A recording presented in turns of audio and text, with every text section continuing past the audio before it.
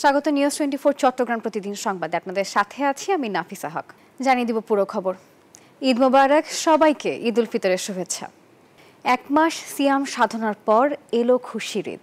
সকালে ঈদের নামাজ আদায়ের মধ্য দিয়ে শুরু হয় ঈদের আনুষ্ঠানিকতা। কুশল বিনিময়ে কোলাকুলি, স্বজনদের কবর জিয়ারত, আত্মীয় স্বজনদের বাড়ি বাড়ি ঘুরে দেখা, সাক্ষাৎ করে ঈদ উদযাপন করছেন অনেকেই। সারা দেশের মতো উৎসব মুখর পরিবেশে ঈদ উদযাপন করছেন চট্টগ্রামের মানুষ। সকালে চট্টগ্রামের জমিয়তুল ফালাহ মসজিদ প্রাঙ্গণে ঈদের প্রধান জামাতে অংশ নেন ধর্মপ্রাণ মুসল্লিরা। জমিয়তুল ফালাহ মসজিদ মাঠে প্রধান জামাত পরিণত হয় সর্বস্তরের মানুষের মিলন মেলায়। জোরদার করা হয় নিরাপত্তা ব্যবস্থাও। সিটি কর্পোরেশনের ব্যবস্থাপনায় সকাল ৮টায় প্রধান ঈদ জামাত এবং পৌনে ৯টায় দ্বিতীয় জামাত অনুষ্ঠিত হয়।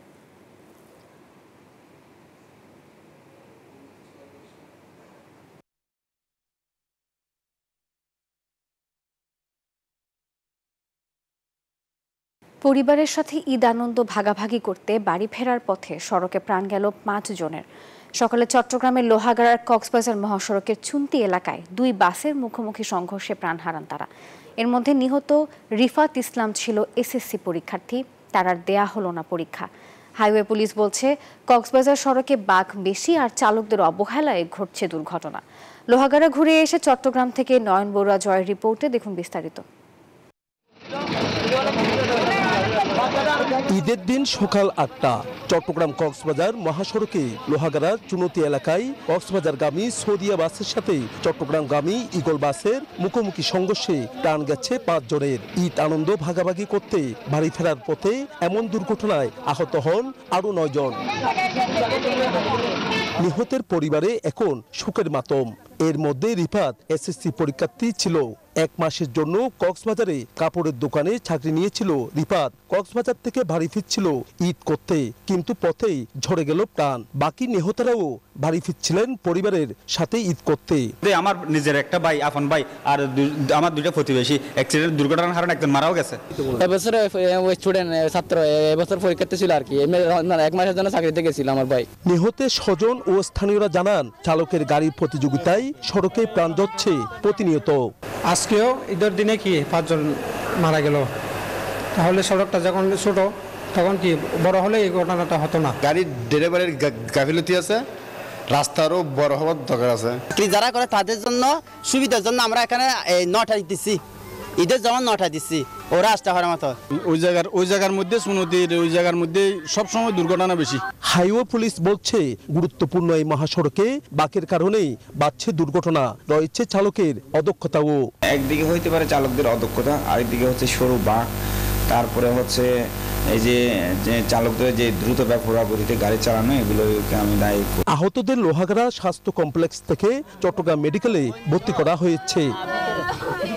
নয়ন বড়ুয়া জয়, নিউজ 24 চট্টগ্রাম। আনন্দ উদ্দীপনায় ঈদ উল ফিতর উদযাপন করছে সারা দেশের মানুষ। মিয়ানমার থেকে উদ্বাস্তু হয়ে বাংলাদেশে আশ্রিত শরণার্থী শিবিরগুলোতেও ঈদ উদযাপন করছেন রোহিঙ্গারা। তবে রোহিঙ্গা শিশুদের আনন্দ চোখে পড়লেও বড়দের চোখে মুখে বিষাদের ছায়া। আগামী ঈদ আরাকানে কাটাবেন বলে তাদের আশা। ইরফানুল হাসানের রিপোর্টে দেখুন বিস্তারিত। উখিয়া টেকনাফের রোহিঙ্গা শিবিরগুলোতে ঈদের নামাজ আদায় করছেন রোহিঙ্গারা। তাদের চোখে রাখাইনে মিয়ানমার সেনাদের চালানো নির্যাতনের বিভীষিকা, অভাবের দাপটে ঈদ উৎসবের রং যেন অনেকটাই বিবর্ণ। রোহিঙ্গা শিবিরে ঈদের নামাজ আদায়ের পর কান্নায় ভেঙে পড়েন ইমাম ও মুসল্লিরা। মোনাজাতে অংশ নেওয়া মুসলিমরা নির্যাতনের বিচার চেয়ে নিজ দেশ মিয়ানমারে মর্যাদার সঙ্গে নিরাপদ প্রত্যাবাসনের জন্য মহান রবের কাছে সাহায্য প্রার্থনা করেন। তবে জাতিসংঘ মহাসচিবের উপস্থিতিতে প্রধান উপদেষ্টা অধ্যাপক মোহাম্মদ ইউনুসের প্রত্যাবাসনের আশ্বাসে আগামী বছর মিয়ানমারে ঈদ উদযাপনের স্বপ্ন দেখছেন রোহিঙ্গারা।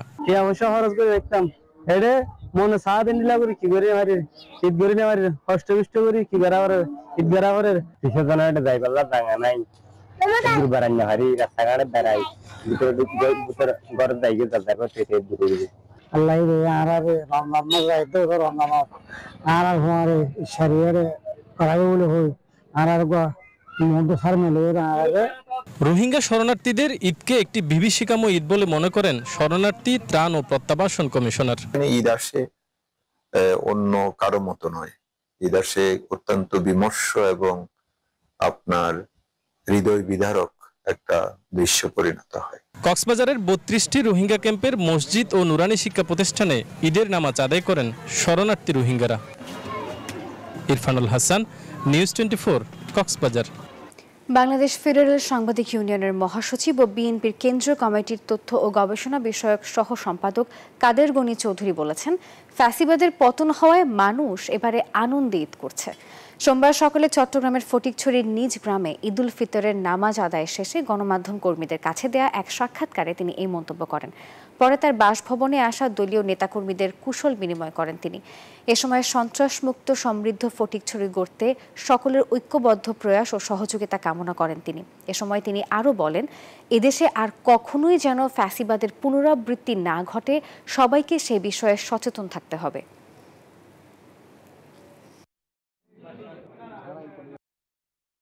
এবার আলহামদুলিল্লাহ একটা মুক্ত পরিবেশে আমরা ঈদ উদযাপন করছি এবং দেখছেন প্রচুর নেতাকর্মীরা এই সময় ঈদের শুভেচ্ছা বিনিময় করছে, এলাকাবাসী আসছে।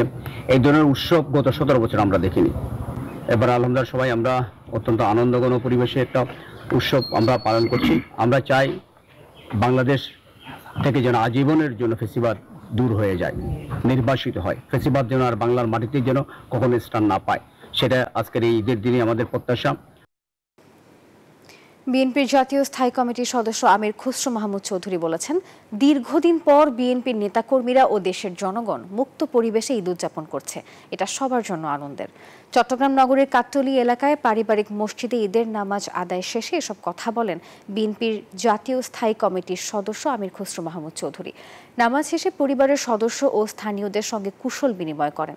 এ সময় তিনি বলেন, দীর্ঘদিন পর মুক্ত পরিবেশে ঈদ করতে পেরে পুরো দেশবাসী আনন্দিত। এ সময় চট্টগ্রামবাসী, সাংবাদিক ও প্রশাসনের কর্মকর্তা কর্মচারী সহ সবাইকে পবিত্র ঈদুল ফিতরের শুভেচ্ছা জানান তিনি।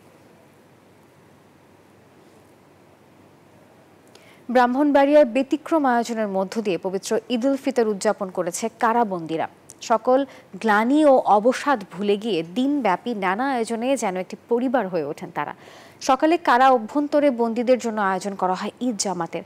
পরে সহস্রাধিক বন্দীদের দেয়া হয় উন্নত মানের খাবার। এছাড়া পরিবারের সঙ্গে দেখা করতে 20 মিনিট করে বিশেষ সাক্ষাতের ব্যবস্থা করা হয়। আর যাদের স্বজন আসতে পারেনি তাদেরকে পরিবারের সাথে কথা বলার জন্য টেলিফোনে 5 মিনিট করে সময় দেওয়া হয়। এ যেন কারা জীবনের কষ্ট ভুলে আনন্দ উৎসবে মেতে ওঠা। তবে আনন্দের মাত্রা আরও বেড়ে ওঠে কারাভ্যন্তরে বন্দীদের জন্য আয়োজিত মনোজ্ঞ সাংস্কৃতিক অনুষ্ঠানকে ঘিরে।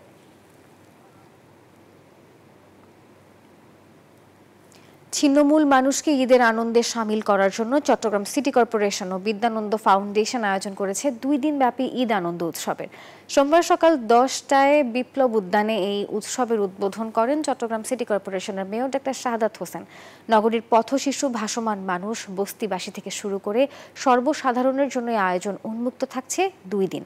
সবার জন্য রয়েছে খাবার, যার মধ্যে বিরিয়ানি, সেমাই, পায়েস, শরবত, ফুচকা, আইসক্রিম সহ নানা পণ্য রয়েছে।